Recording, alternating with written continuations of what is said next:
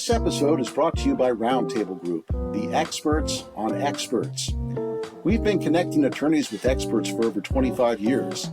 Find out more at roundtablegroup.com. Welcome to our show, Discussions at the Roundtable.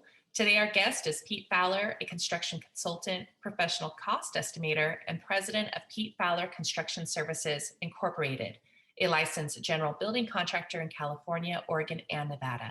Pete received a bachelor's science degree in construction management from California State University, Chico. Thank you, Pete, for joining us today. Thank you for having me.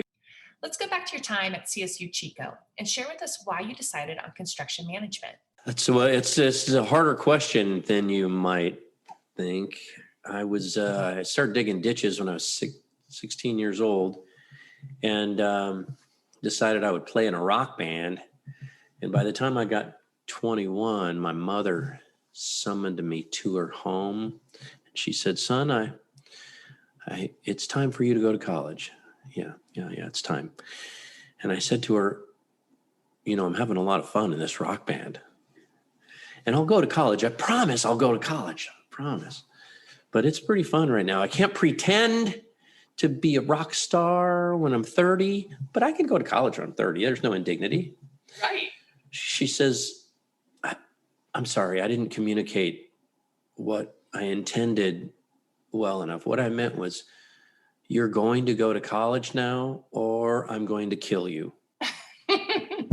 Sounds like your mom put you on the right track. Yes. But let's talk about the rock band for just a quick second. I mean, were you a guitarist, a lead singer? What did you do in the rock band?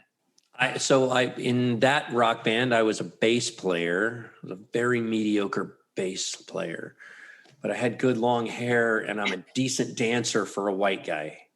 So I was very entertaining. I always knew this was not my destiny. I was going to grow up and be a yuppie. It's like, this is my only chance. Got it. I got to seize this chance. I'm a guitar player and singer later. Okay.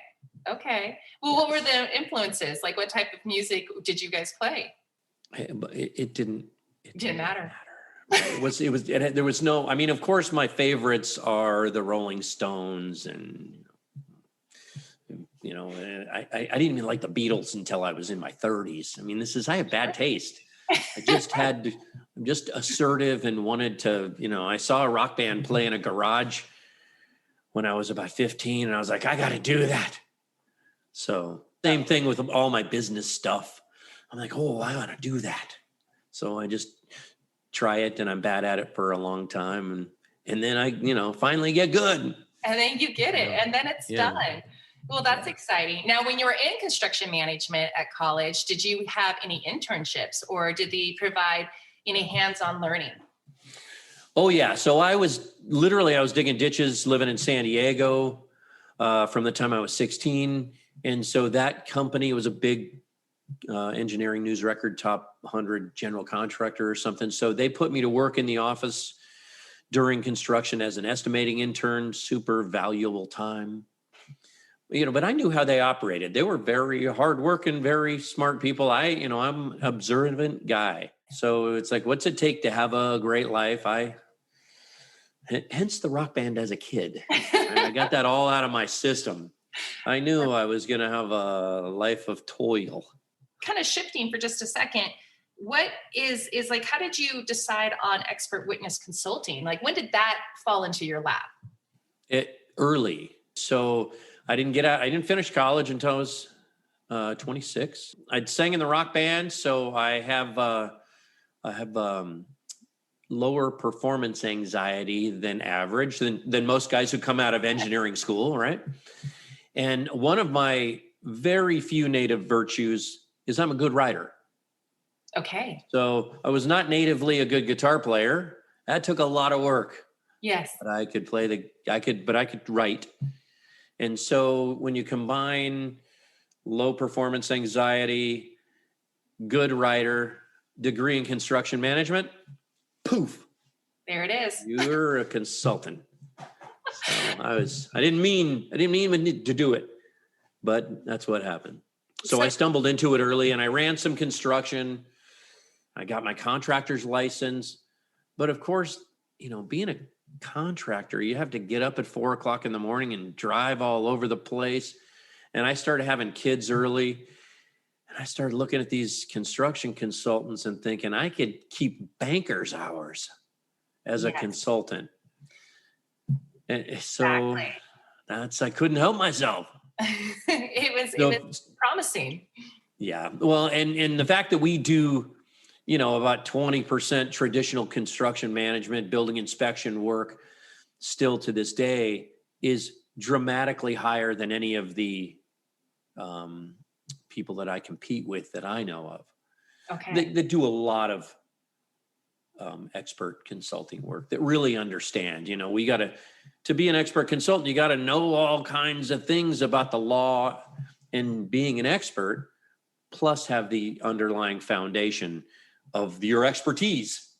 Right. So it's worked out. I just dumb lucked into into a situation that I was kind of born for, right?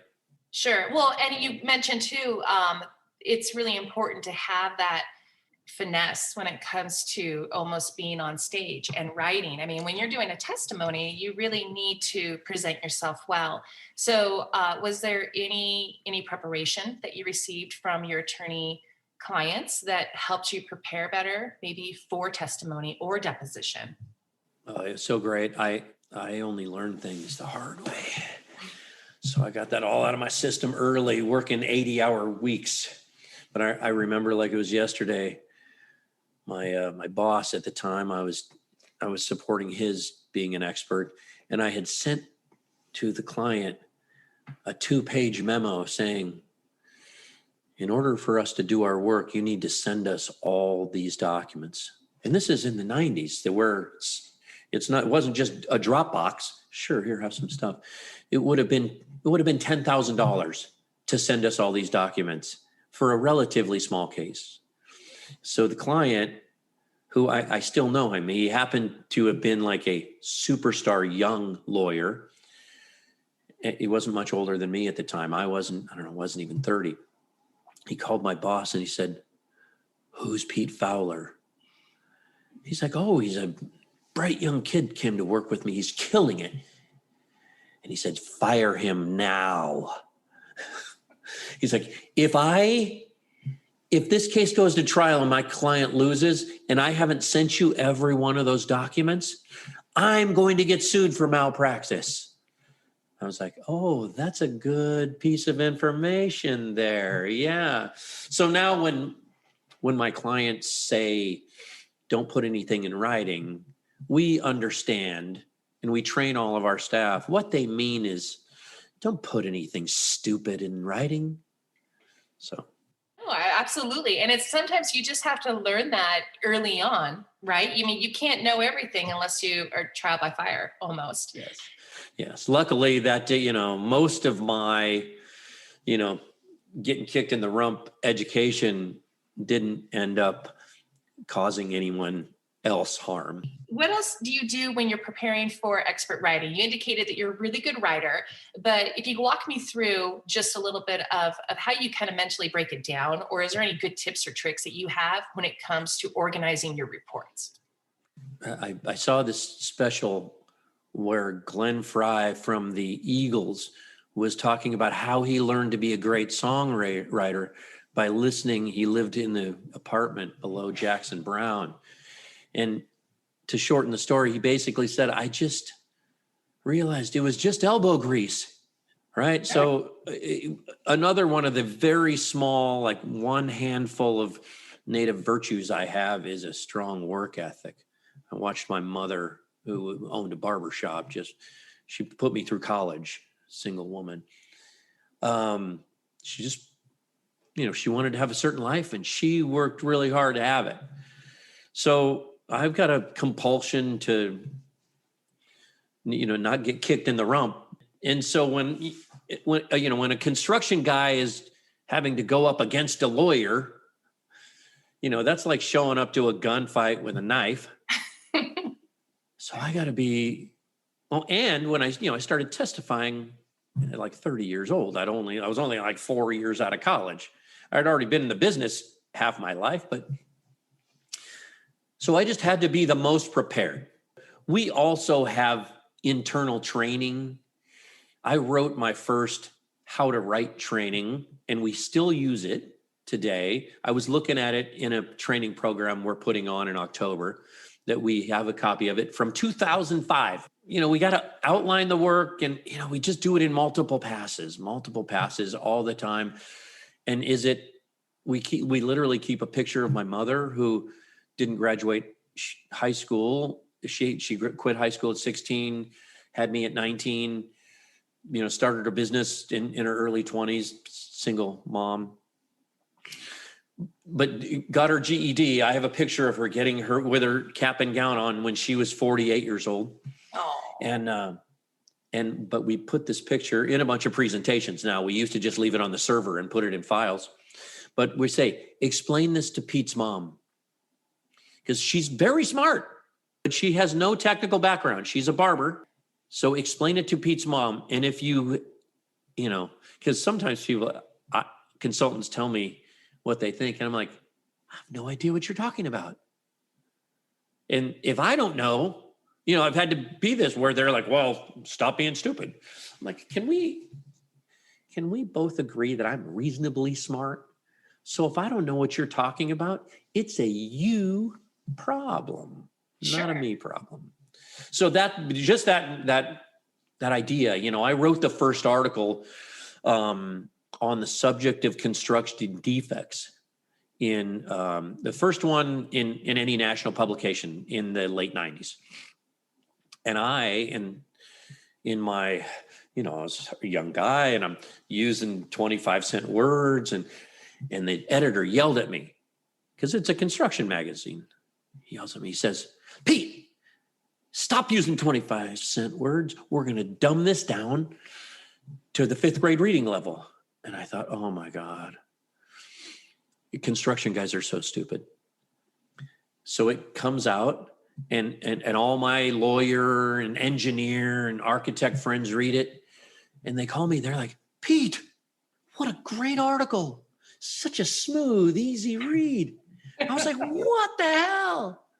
Even people who can read at the graduate school level don't want to. Right. Just make it easy. That was another sort of cornerstone in my education in, being a good expert. I need to work hard to communicate to non-technical people. Absolutely. Because that's going to be the jurors, right? You're going to have to really make for sure that they understand the problem when they don't know anything about the business or construction or whatever it may or may not be. Last year, we sent invoices on almost 400 unique projects. We call them projects, right? Insurance people who are paying the bills call them claims, and lawyers call them cases. We call them projects. So we work on a lot of projects, and that we only testified in maybe, 5 or 10 to juries 5 or 10 times. It's very rare. So we, of course, have to think down the road that we're going to communicate with a jury, but really it's just as important for us to communicate in plain language that's totally understandable by my mother, by the lawyer, and by the insurance people. And that's really, how to be successful at it too. And then, Yes. So are a lot of your clients, are they the repeat attorney clients that come back to you? Because at that point, they've already worked with you. They understand how you work and what the expectations are. Do you find that it's almost difficult to work with new attorneys, or is there a certain way that you have that makes it easy to really get that position as an expert witness or the consultant with them? Like, is there a trick that you have up your sleeve, or is it just that be direct and to the point? Yeah, certainly for us, there's no trick. And so we literally have our very first clients. And we still have our very first employee who just celebrated her 20-year anniversary with us. So we're long-term relationship people, but it's been our intention to grow this from a one-person practice that, I could have just sat in my home office and stayed busy for 20 years, but I don't have that kind of attention span. So we've been growing this business. We've been trying to grow this business from early on. And we finally got really successful about it around 2015. We've been able to really attract very smart people. So, we have systems and processes around, I have my stepdaughter makes fun of me. I make fun of her about things. She's like, really? I'm a nerd? And she was watching anime or something. She's Sure. like, really? How many books about the Toyota production system do you have on your desk? She's like, don't mess with me, brother. Excellent. So we are super system and process oriented, in which is unusual for a professional practice like this, right? Right. Well, I mean, now that you did 400 projects last year, you're kind of seeing a trend, obviously, with COVID. Things Yep. are happening different where, testimonies are done by video call or depositions, maybe not as much of a change. But where do you see maybe some of the litigation changing in your realm of business? No, for us, I didn't mention that I also have a minor in computer information systems from the 1990s. I know just enough to irritate the IT guy who helped me get my microphone set up, but it has kept us on the leading edge of technology. So when COVID came, literally people just came to the office, they picked up their computers, they walked them home. It was nothing. Everything's in the cloud. Literally, I have 1.7 million photographs in the cloud in a database, a searchable database. We have 5 or 6 million PDF files that certainly contain 20 million or something pages of stuff. So that part of it is wonderful for us. I've got 2 offices in Southern California. We do business in Oregon. I have a very fast growing office in Nevada. We're in escrow buying a building in Florida because we've been doing business there for the last 4 years. And Texas is starting. It's already started, but we'll have a physical office there certainly next year. But not having, even if just do as California, just driving to LA takes longer than getting to Vegas. Right. It's terrible. The traffic is terrible. So for us to be able to do our work the way we're talking right now, and then we can share our screen. Oh, it's so great. It's a game It's changer. so great for us and great for our clients because it's cheaper. Right. Versus having to go to the office that it's open right now.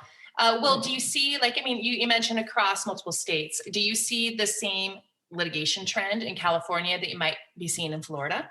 Or is there little differences? There are differences. It took a while. I think the model, the construction defect litigation, that specifically, because our litigated work, it used to be 90-something% construction defect litigation. And we just bumbled into people calling us, hey, somebody fell down the stairs. Can you figure out if there's a building code violation or something? Oh, yeah, sure. So we still do about half construction defect litigation. And the rest are property and injury claims. So lots of that. But I don't think there's, other than societally, there's more litigation than ever before, and people are more comfortable with being involved in a litigation. But the construction defect litigation model was, I think, invented in Southern California. It grew up here, and the wind has blown north and east. Sure. So I've seen some numbers. I'm actually doing a presentation in Florida next month about this, but Florida went from having 30 construction defect litigation cases in 2010 to 3,000 or something. Fascinating. Sure. It's really, the numbers are big. And just even reading the New York Times and the Wall Street Journal, you can read about all the super tall buildings in New York City that are in $100 million litigations. Is there a particular case that you was really stood out in your mind that you can talk about or share?